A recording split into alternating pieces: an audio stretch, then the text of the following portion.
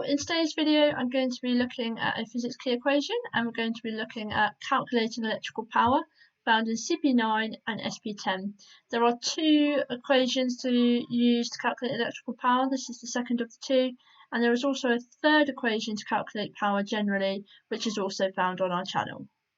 Okay, so to calculate electrical power in watts, we take the current squared in amps and we multiply that by the resistance in ohms. This is also written as P equals I squared times R, where we have P representing power, I representing current, and R representing resistance. Okay, and it's really important you remember to square the current.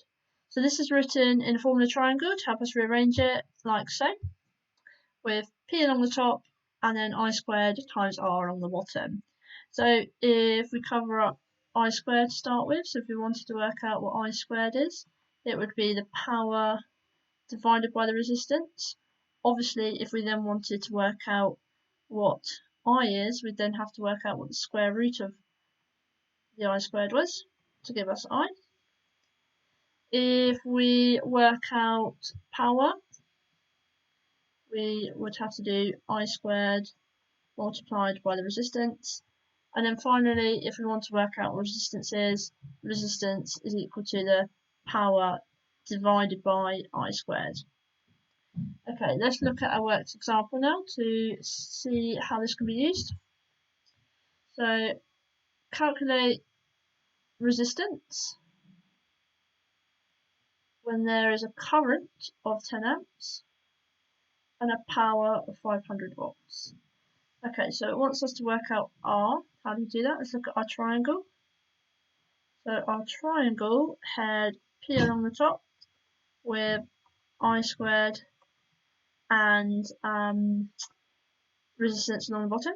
So we want to work out resistance.